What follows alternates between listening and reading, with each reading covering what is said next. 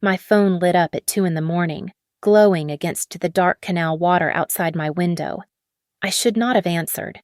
I had left that life 3,000 miles behind, but the woman on the other end was not calling to brag about her wedding day.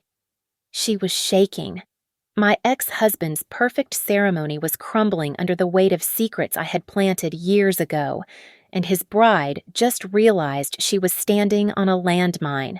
My name is Mallory Grant, and at 35 years old, I thought I had buried my past under the cobblestones of Riverton. It was 2 in the morning here in Europe. The canal water outside my window was black and still, reflecting the street lamps like oil. I was working on a forensic audit for a client in Zurich, safe in my quiet, anonymous life, when the silence shattered. My phone vibrated against the oak desk. The screen lit up with a number I did not recognize, but the area code punched me in the gut. It was from the state I used to call home. The state where Jason lived. My thumb hovered over the decline button. I had made a vow to myself the day I signed the divorce papers that I would never look back. Jason had called me a dead weight. He had told the judge I was unstable and vindictive. I had every reason to let it ring until it stopped. But a cold, sharp intuition pricked the back of my neck. I swiped right. This is Mallory. There was a sound on the other end like wind hitting a microphone, followed by a jagged intake of breath. Mallory. Oh God. Is this Mallory Grant? The voice was young, desperate, and terrifyingly familiar from the hundreds of Instagram stories I had forced myself not to watch. Speaking, I said, my voice steady. Who is this? It's Sloane. Sloane Harrington. Jason's fiancée. I leaned back in my chair. The new Mrs. Cole. The woman who was supposed to be walking down the aisle in a few hours at the most extravagant wedding of the decade. I know who you are, Sloane. I said, why are you calling me at 2 in the morning? I'm in Mexico, at the Marina del Sol, she stammered, the words tumbling out over each other. I don't know what's happening. The wedding is in 4 hours, and everything is crashing down. The planner is screaming at Jason because the transfers bounced. They froze the accounts. All of them. I felt a phantom chill slide down my spine, but it was not fear. It was the cold burn of satisfaction. And why are you calling his ex-wife Sloane? Because the lawyer? My family's lawyer just handed me a stack of documents, she said, her voice cracking. He found them when he tried to verify the prenup assets. There are company names here I don't know. Blue Horizon, Apex Shell, but he said you would know. He said you are the only person who understands the structure. Blue Horizon, Apex Shell. The names tasted like metal in my mouth. They were the shell companies Jason had used to hide debt during our marriage. The ones I had meticulously disentangled myself from while ensuring his name remained the sole guarantor. Sloane, I said softly. Read me the clause on page 4.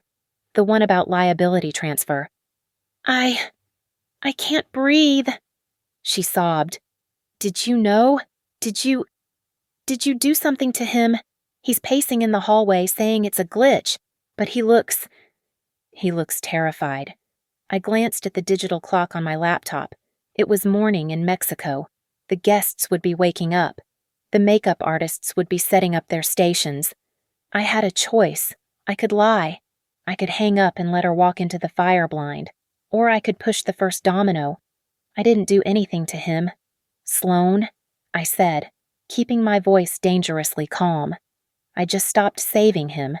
Now, look at the papers. Does Jason's signature appear next to the debt consolidation clause? There was a silence, then the rustle of paper. Yes. Yes, it does. And who is the beneficiary of the assets if the primary fund fails? It says, oh my God. It says the liabilities are transferred to the spouse if the primary holder is insolvent. Exactly, I whispered. I lowered the phone slightly, staring out at the dark canal. On my laptop screen, a folder named Jason was open. Inside were years of bank statements, emails, and the trigger mechanisms for the SEC investigation that had likely just frozen his assets this morning. I looked at the file dates. This wasn't an accident. I told the empty room, though I knew the reader could hear me. This is the day I have been preparing for since the moment I walked out that door. I met Jason 6 years ago in a drafty hotel ballroom in Chicago at a seminar titled The Future of Social Impact Investing. He was wearing a navy suit that fit him perfectly, standing near the coffee station with a confidence that made the air around him seem brighter. I was 29, a financial compliance lawyer specializing in anti-money laundering for hedge funds. My work was dry, technical, and absolutely vital, but it rarely made me the center of attention. Jason changed that. Within 10 minutes of introducing himself, he had ignored everyone else in our circle to focus solely on me. "You are the smartest woman in the room," he had said, lowering his voice as if sharing a secret. "I can tell just by how you listen. Most people here are just waiting to talk." It was intoxicating. Back then, Jason was the founder of Greenbridge Capital, a fledgling fund that promised to save the planet while making everyone rich. He loved posting photos of himself standing in front of stock tickers, captioning them with vague, inspirational quotes about legacy and vision. In the beginning, he treated my law degree like a crown. He would bring home stacks of contracts, begging for my eyes on them. He would brag to his friends over drinks, pulling me into his side. "Mallory is a genius," he would tell them, beaming. "I don't sign a thing until my brilliant lawyer wife gives it the green light. She is my secret weapon." But the pedestal he put me on was slippery. I did not notice when the admiration began to curdle into control. It happened slowly, in sentences that started with compliments and ended with constraints.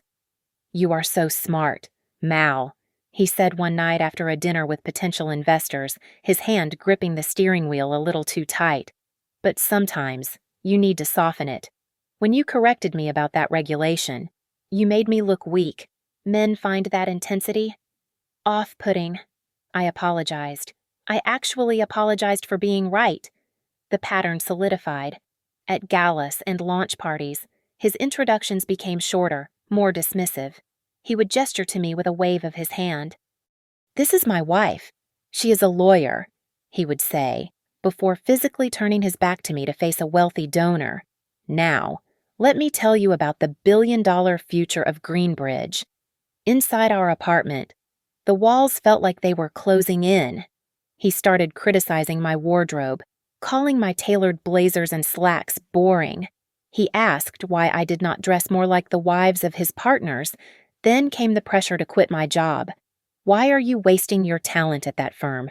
he asked one evening, watching me review case files. "You should quit.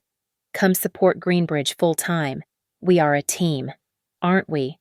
You need to trust me with the money. I am the visionary. You are just the safety net."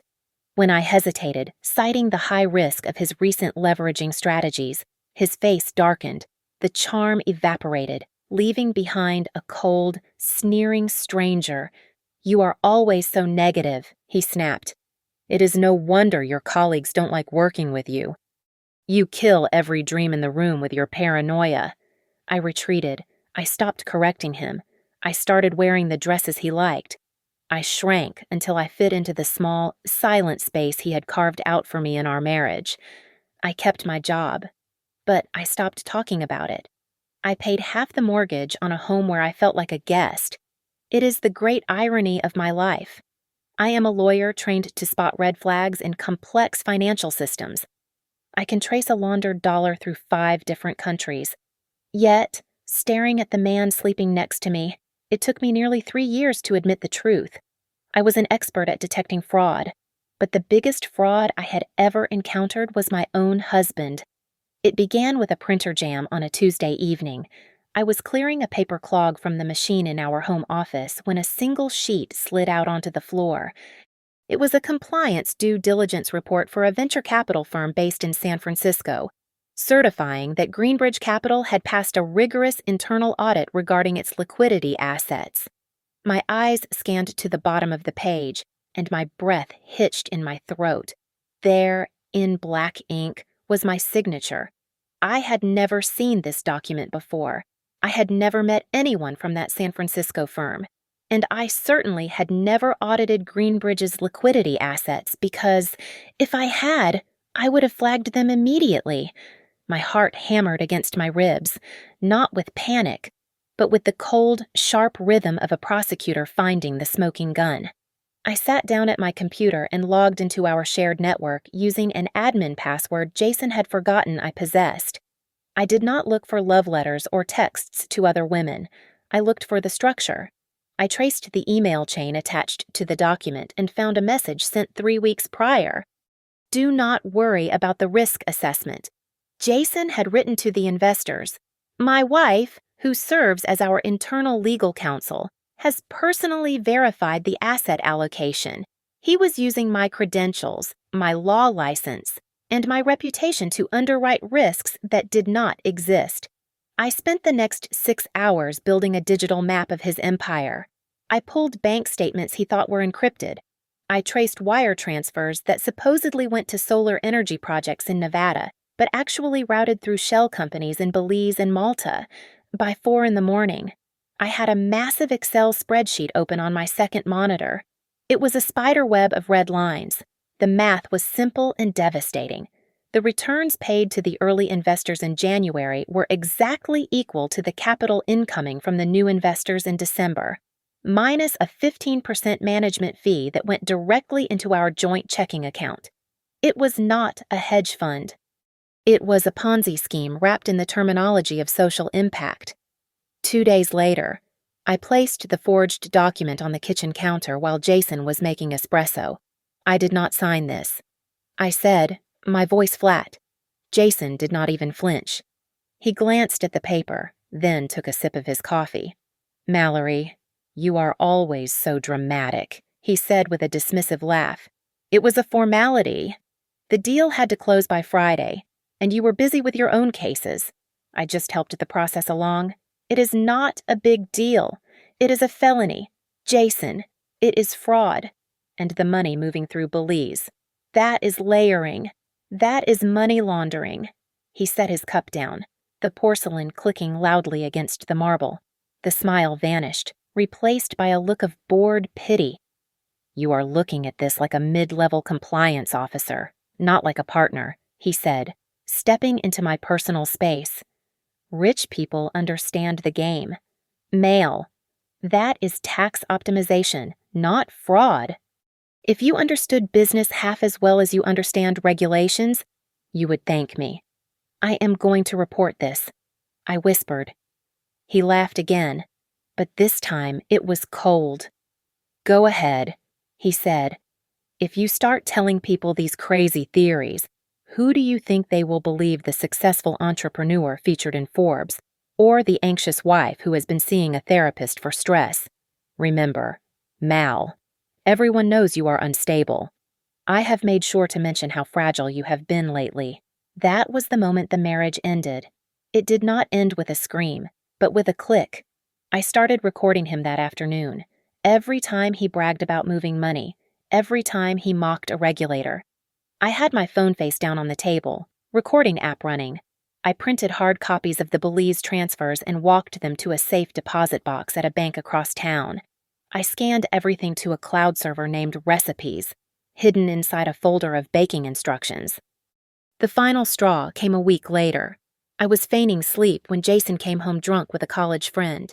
They were in the living room, voices loud and slurred. It is the perfect setup.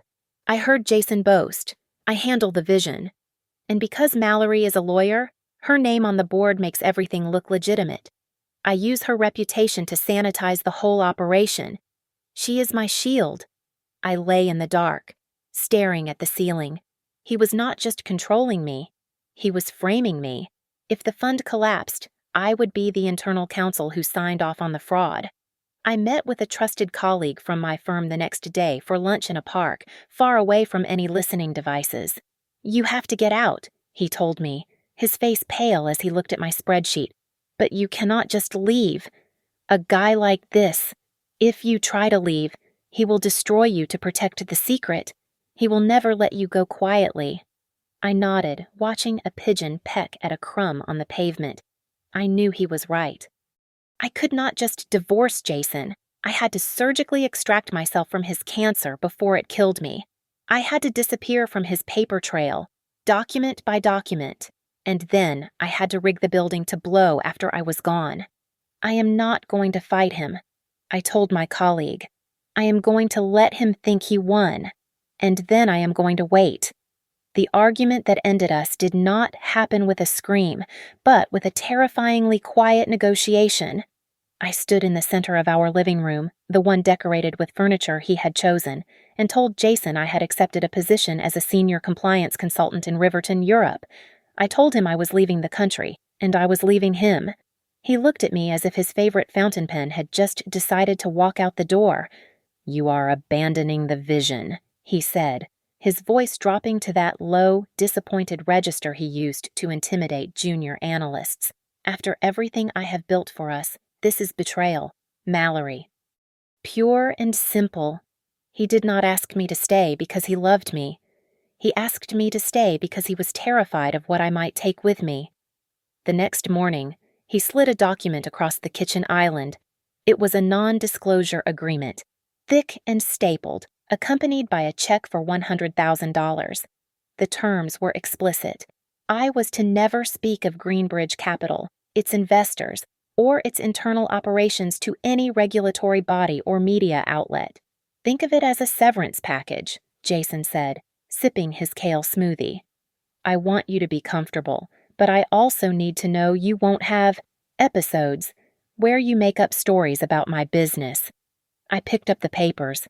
My hands did not shake.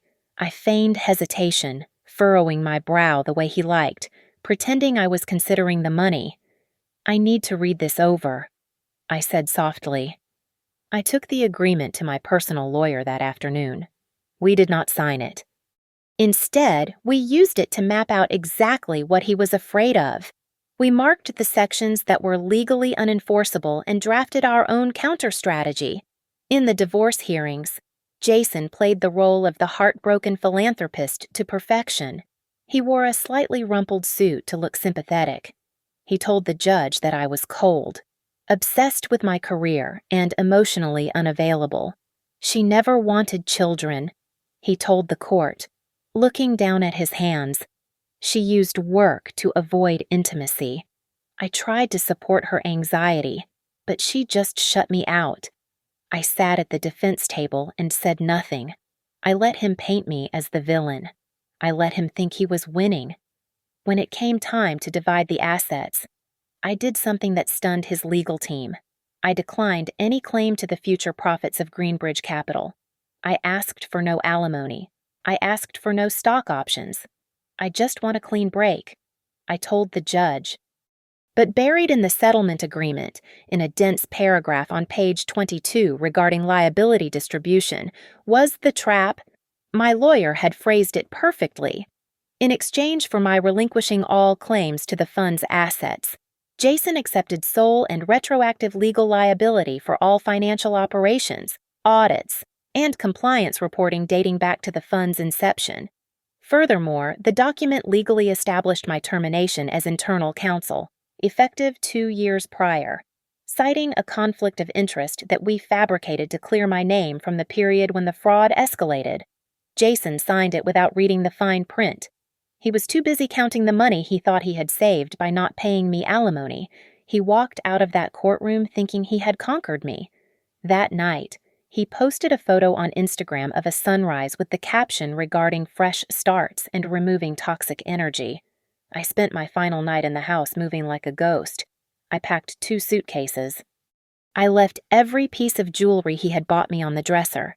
I went to the wall safe in the master closet, the one he thought only he could open, and placed a single USB drive inside. It contained a backup of every incriminating email, every falsified report, and the audio recordings of him admitting to the scheme. I did not lock the safe. I left it slightly ajar.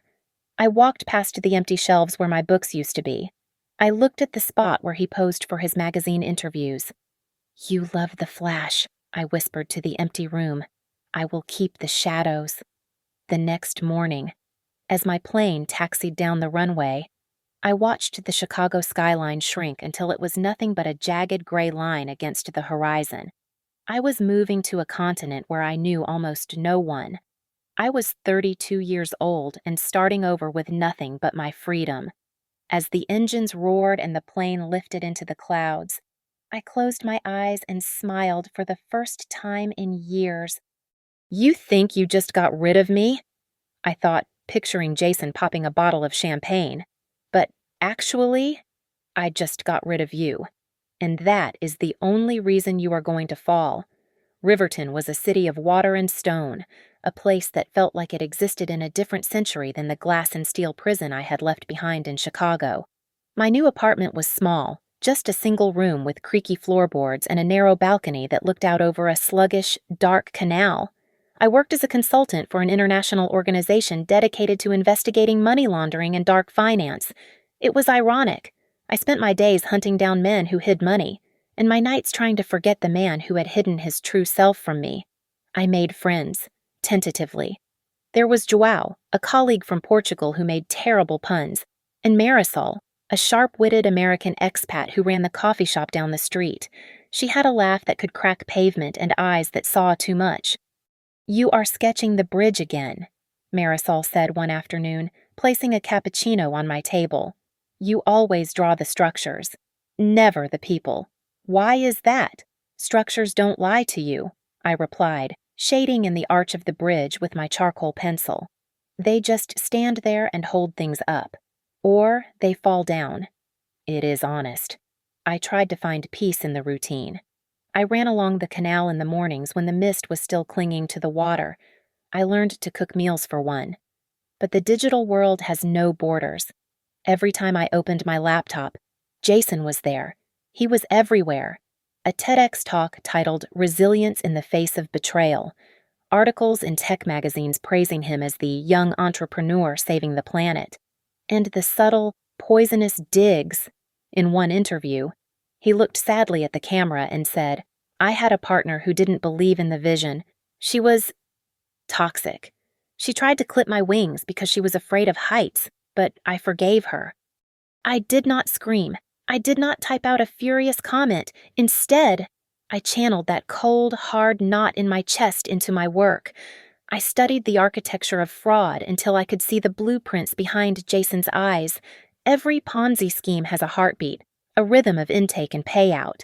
I knew Greenbridge's rhythm better than anyone. One rainy Tuesday night, a notification popped up.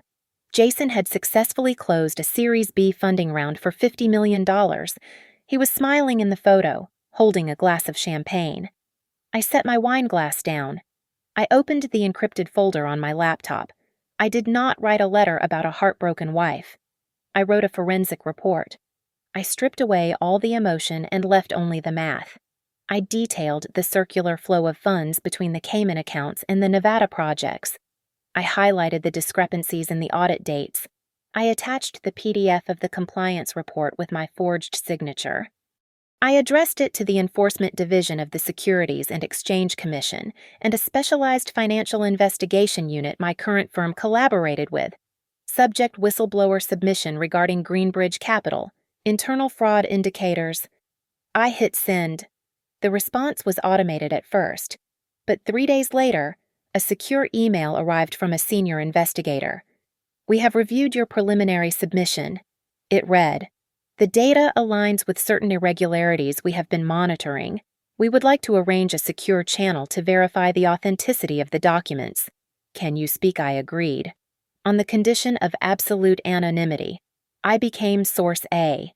In video calls with blurred backgrounds and voice modulators, I walked them through the labyrinth Jason had built. I gave them names. I gave them dates. But I held back just enough. I kept a few key documents in reserve. My insurance policy in case the investigation stalled or leaked. Slowly, the way I saw Jason changed. He was no longer the man who had gaslighted me about my wardrobe or my anxiety. He was just a case file. He was an unstable structure waiting for a stress test.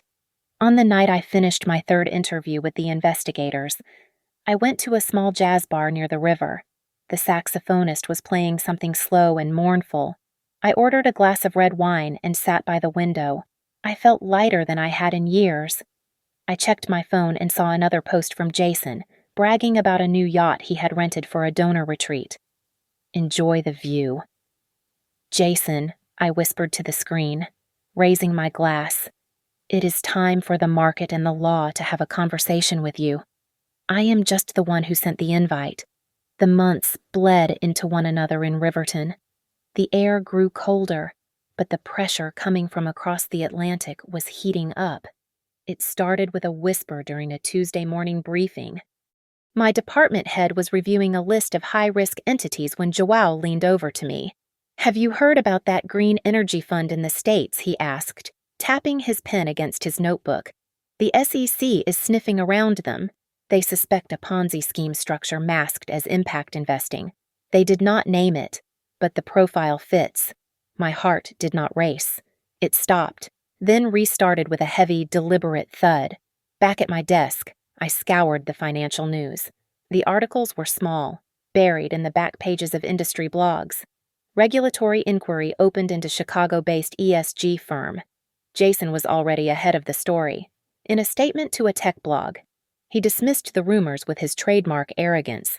"We are disrupting the industry," he had said. Naturally, the old guard is threatened, and unfortunately, I have a vindictive ex-wife who has made it her mission to spread misinformation because she could not support my vision. He was still using my name as a shield. I went back to work, assuming this would take years to unravel. I was wrong. 6 months later, a photo exploded onto my feed. It was Jason, on one knee on a cliffside in Amalfi, holding a ring that likely cost more than my entire education. The caption was simple. She said yes. I clicked on the tag. Sloane Harrington. She was stunning, blonde, and radiating the kind of polished perfection that only exists on social media. She had hundreds of thousands of followers and a feed full of organic smoothies, yoga poses. And now, Jason. I scrolled through her posts and felt a wave of nausea. He was reusing the script. Finally found my soulmate. He wrote under a photo of them laughing. Someone who actually believes in saving the world. Unlike the negativity I left behind. I sat on my balcony for a long time, watching the boats drift by. I debated my next move. Sloane was an adult. She was making her own choices, but looking at her wide, trusting eyes. I saw myself 5 years ago. I saw a woman who thought she had won the lottery, not knowing the ticket was forged.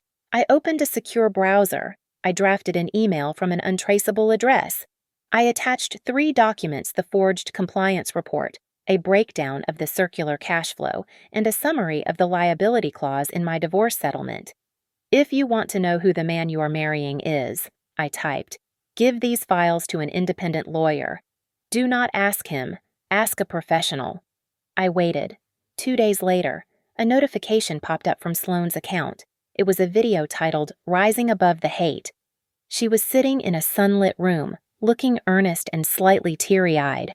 "Jason and I have been dealing with so much lately," she said, her voice trembling just enough to be endearing. "There are people from his past, sad, bitter people, who want to ruin what we have, but we are not going to let them. We are choosing love over toxic lies." The comment section was flooded with heart emojis and support for the brave couple. I closed my laptop and let out a dry, humorless laugh. She had swallowed the hook. She thought she was fighting for love. She did not realize she was fighting for a man who would use her as a human shield the moment the check bounced. Just as I was about to shut down for the night, a new email arrived on my encrypted server. It was from my contact at the SEC. The subject line was blank. "The investigation is entering a sensitive phase." The message read, "2 major partner banks have just filed suspicious activity reports. They are scared. They are looking to pull the plug." I looked out at the Riverton skyline. The storm was no longer just a forecast. It was making landfall. The final week before the ceremony was a blur of digital noise, a montage of filtered perfection masking a rotting foundation.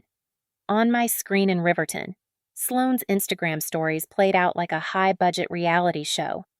I watched clips of the destination wedding of the year at the Marina del Sol. There were videos of VIP guests stepping off private jets, a time-lapse of a custom couture gown being transported in a climate-controlled case, and a band flown in from Los Angeles warming up on a stage built over the water. It was dazzling, it was loud, and it was being paid for with money that did not exist.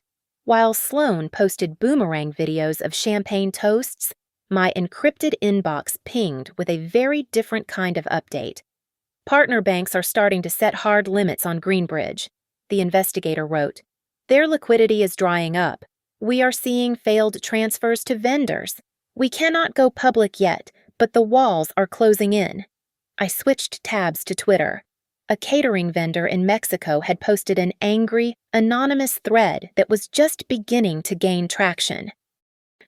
Funny how a famous client who posts about saving the planet every day is currently 3 weeks late on the 50% balance for his wedding. The tweet read, "Does saving the earth mean stiffing the locals? I knew exactly who that was." And then, for the first time in 2 years, a name popped up in my personal inbox that made my stomach tighten. Jason. The subject line was casual, almost bored. Some old papers. Hey, Mal. The email began, bypassing all pleasantries. Hope Europe is treating you well. I am doing some housekeeping, and the regulatory agencies are being a pain again, asking for duplicates of compliance docs from 3 years ago. Do you happen to have copies of the risk assessments from the Blue Horizon merger? I seem to have misplaced the originals. Let me know. He was desperate. He was digging through his archives, realizing the holes in his paper trail were about to swallow him whole, and he was arrogant enough to think he could charm the evidence out of me. I did not reply. I simply clicked forward, sent it to the lead investigator, and typed a single line. Looks like he is feeling the heat. Thousands of miles away at the Marina del Sol, the heat was literal. According to the credit monitoring alerts that the investigators were now tracking in real time, the wedding planner had just attempted to run a charge for $50,000 on Jason's corporate American Express. It had been declined. I could imagine the scene perfectly. Jason would be standing in the resort lobby, laughing smoothly, telling the planner it was a system error or a fraud protection glitch because he was traveling. He would hand over another card, one linked to a different shell company, buying himself another 24 hours of illusion. But the real crack in the facade opened 3 days before the wedding. The investigation team informed me that the Harrington family lawyer had finally demanded to see the books. He wanted a full financial disclosure and a review of the prenuptial agreement draft. Jason, cornered, handed over a document he claimed was drafted by the best legal team in Chicago. It was a masterpiece of manipulation. The lawyer, a seasoned man who had protected the Harrington fortune for decades, spotted the anomaly immediately.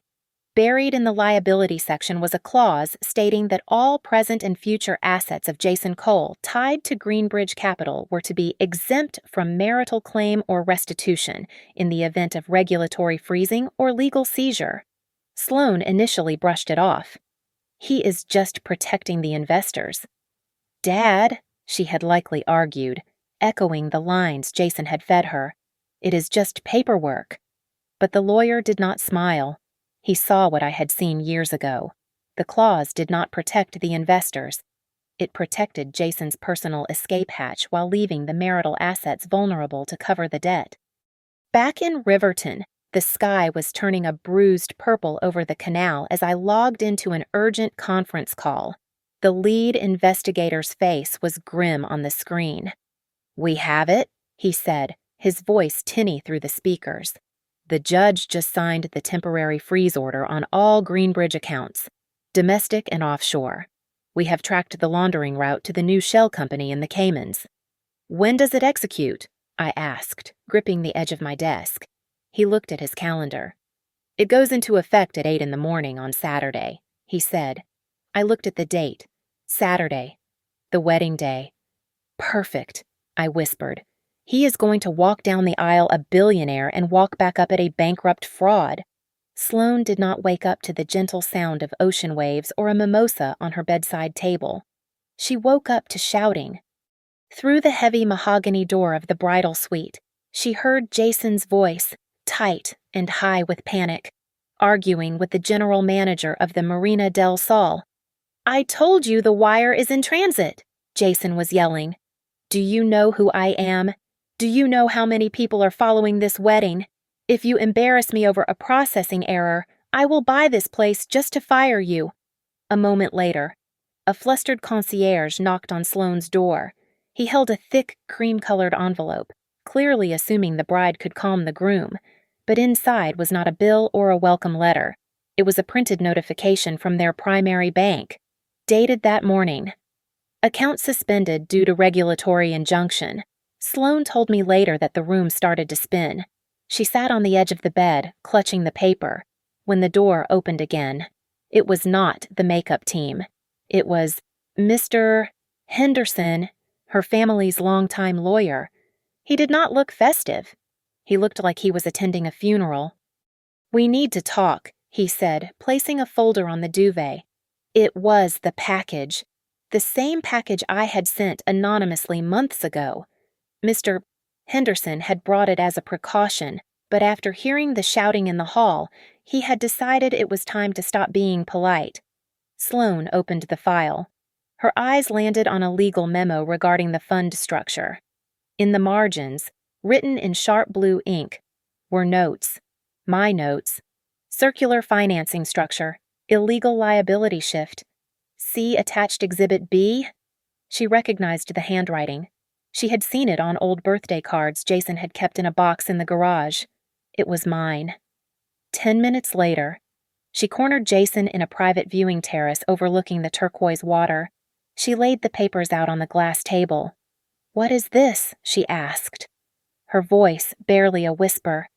"The bank says the accounts are frozen. Mr. Henderson says this structure is illegal." Jason tried to laugh, but it came out as a dry, cracking sound. He reached for her hand, flashing that $1,000,000 smile that had charmed investors for years. "Babe, listen to me," he said, his eyes wide and pleading. "It is just a glitch. The bank gets nervous with international transfers. And Henderson. He is old school. He doesn't understand how modern venture capital works." Mallory understood it, Sloane said. The air in the room vanished. Jason's face twisted. The charm evaporated, replaced by a dark, ugly sneer that Sloane had never seen before. He slammed his hand down on the table, making the vase of white roses jump. "Do not say her name," he hissed. "That bitter, jealous woman is trying to ruin the best day of my life from across the ocean. If you have nothing to hide," Sloane asked, her breath catching in her throat, "why is your name on every single liability clause? Why does this memo say that if the fund fails, the wife's assets are seized, but the ex-wife?" She walked away with nothing. Why did she leave with nothing? Jason. Jason paced the small room, running a hand through his perfectly styled hair. He looked at Sloane with pure contempt. "Because she is a smart bitch," he spat out. "She thinks she won because she ran away. She played the victim, but she left me holding the bag. And now you are listening to her after everything I have given you." Sloane froze. He hadn't called me crazy. He hadn't called me unstable. He had called me smart. In that slip of the tongue, he had admitted that I wasn't lying. I was just the one who had outsmarted him. He saw the shift in her eyes and immediately tried to pivot. He grabbed her shoulders, his voice dropping to a desperate whisper.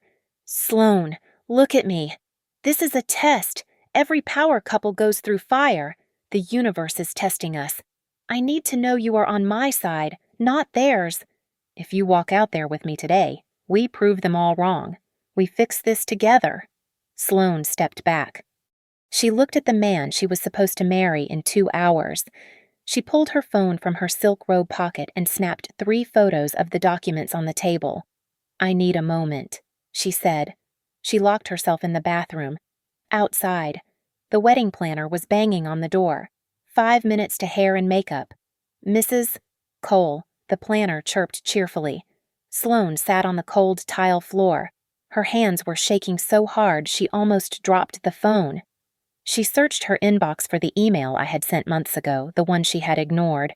She read the line again. If you want to know who the man you are marrying is, ask a professional. She had 2 choices. She could walk out the door, put on the dress, and hope the fire didn't burn her. Or she could make the call. She dialed the number. Please, pick up, she whispered, staring at her reflection in the mirror. Please, just tell me I'm not crazy. I sat there in the dark of my Riverton apartment, the phone pressed tight against my ear, listening to the sound of a perfectly curated life unraveling in real time.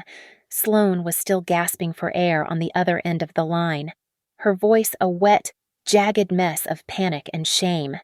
She had just finished pouring out the details of the confrontation in the hotel room, the way Jason's mask had slipped, the way he had looked at her with hatred instead of love. I believed him. Sloane sobbed, the words choking her. I believed every single thing he said about you. I even made a video mocking you. I called you toxic. And now I am sitting on the bathroom floor in my wedding robe, and I realize I am the one who is stupid. I did not offer her a tissue. I did not tell her it was okay. This was not a therapy session. It was a tactical extraction. Sloane, listen to me, I said, my voice cutting through her hysteria like a scalpel. We don't have time for guilt. I need you to focus. You said the bank blocked the transfer. Did you see the notification? Yes. I have it right here. Does it reference a specific compliance code? Does it mention a freezing injunction? It says, Section 808, Regulatory Hold, Pending Investigation. Okay, I said, standing up and walking out onto the small balcony. The night air was biting, cold enough to wake me up fully. That means the freeze is temporary, but it will become permanent in less than 24 hours. He is going to try to move the liquidity to a crypto wallet or a shell in Panama before the ceremony starts. He needs you to walk down that aisle because your signature on the marriage license validates the prenup, which unlocks the family trust fund he is counting on to plug the hole. Sloane made a sound that was half laugh, half sob. He told me it was about love. He said we were soulmates. He is drowning. Sloane, you are not a soulmate. You are a life raft. But I can't just stop it, she cried, her voice rising in pitch.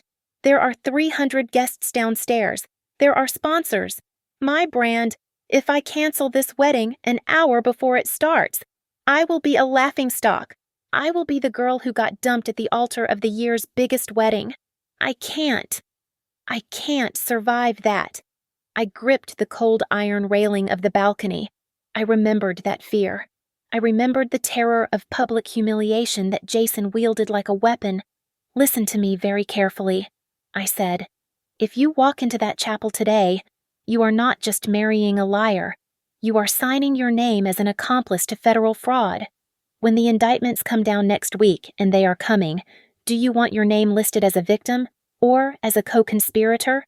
Do you want to be embarrassed, or do you want to be in prison? The line went silent. All I could hear was her breathing, shallow and terrified. I don't want to go to prison, she whispered. Then we are going to do something that hurts him more than a cancellation. I said, we are going to let him think he is safe until the very last second. But first, I need you to send everything you photographed to your lawyer. Right now. Okay. I am sending it. Good. Now. Do not hang up. I am adding a third line. I pulled the phone away from my ear and tapped the secure contact for the lead investigator I had been working with for months. It rang twice before he picked up. This is Agent Miller. Miller. It is Mallory. I said. I have Sloane Harrington on the line. She is inside the resort. She has eyes on the assets Jason is trying to move. The investigator's voice sharpened instantly. Ms. Harrington, can you hear me? Yes, I can hear you, Sloane stammered. Where is Jason right now? Miller asked. He is in the study off the master suite, Sloane said, her voice trembling but clearer now. He has 2 laptops open. He is on the phone with someone named, I think he said Vinny. He is screaming about a ledger. That is the offshore admin. Miller said to me. He is trying to manually override the freeze. Sloane, listen. I need you to do exactly as I say. Do not let him know you are talking to us. Does he have a hard drive connected to the silver laptop? Yes, a small black one. That is the physical key. I interjected. He keeps the encryption keys offline. Sloane, I said, bringing the phone back to my mouth. You have a choice to make. He used you to build a shield for himself. He used your face, your reputation, and your followers to hide his crimes. You can walk away quietly and let him spin the story that you got cold feet, or you can decide right now what he loses today. Does he just lose a bride, or do we take down the entire shiny castle he built on top of us? There was a long pause. I looked down at the dark water of the canal, waiting. Tell me what to do, Sloane said. Her voice was no longer shaking. Tell me how to burn it down. I sat before my laptop in the dark Riverton apartment. My screen divided into 3 war zones. On the left was a shaky Instagram live stream filmed by a guest in the second row. In the center was my encrypted email chain with the federal investigators. On the right was my WhatsApp chat with Sloane. The timestamp showed her last message had arrived 2 minutes ago. I am going to do it your way. She had written, if I fall, at least I fall while telling the truth. On the live stream, the string quartet began to play. I watched Sloane appear at the top of the aisle. She looked devastatingly beautiful, but her face was pale, set in a mask of grim determination. Jason stood under the floral archway. He was trying to smile, but his eyes were darting around the perimeter of the garden, and his hand kept twitching toward the pocket where he had hidden his phone behind a bouquet of white hydrangeas. He looked like a man waiting for a firing squad, hoping they would miss. The ceremony proceeded with agonizing slowness. I held my breath as the officiant reached the critical moment. If anyone here has just cause why these 2 may not be joined in holy matrimony, the priest said, looking out over the crowd, speak now or forever, hold your peace. The silence stretched for 1 second, then 2. Then, Sloane stepped forward. She reached out and took the microphone from the startled priest. A ripple of laughter went through the crowd. They thought it was a cute speech from the influencer bride. I have a cause, Sloane said. Her voice was trembling, but it was loud enough to cut through the wind. I received an email 6 months ago. It was anonymous. It warned me that the man I was standing next to had built his life on stolen money and lies. I ignored it. I thought the woman who sent it was just jealous. Jason stepped toward her, his smile fixed and terrifying. Babe, he said through gritted teeth. This isn't the time for jokes. Sloane ignored him. She looked directly into the camera lens of the videographer. I found out this morning that our accounts are frozen, she continued, her voice gaining strength. I found out that the prenuptial agreement was designed to leave me with his debt while he kept his assets. And I learned this from a woman who stood exactly where I am standing right now, and whom he left with nothing. She reached into her bridal bouquet. Instead of pulling out a flower, she withdrew a folded stack of papers, the copies I had told her to hide. She held them up.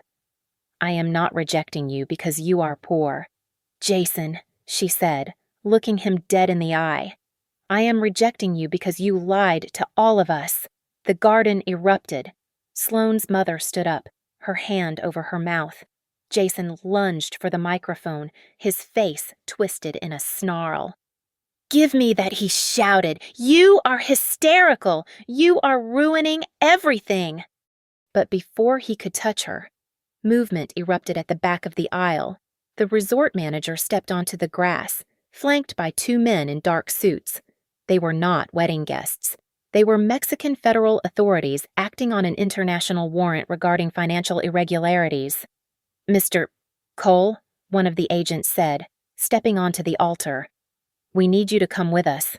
The live stream cut to black as a technician scrambled to kill the feed. But it was too late. I opened Twitter. A 30-second clip titled "Bride Cancels Wedding. Groom Arrested" was already trending.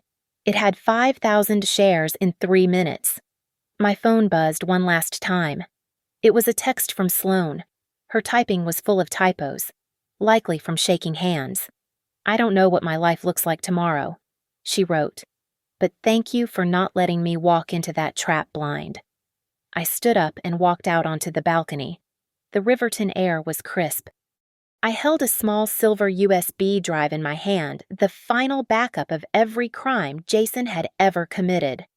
I walked over to the secure lockbox the investigators had provided for evidence transfer and dropped it inside. I heard it click shut. I did not feel the rush of victory I had expected. I did not care how many years Jason would spend in prison. My revenge was not the handcuffs. My revenge was completed the moment I chose to save the woman who replaced me, instead of letting her burn. Thank you so much for listening to this story. Please comment below and tell me where you are listening from. I would love to hear your thoughts on Mallory's choice.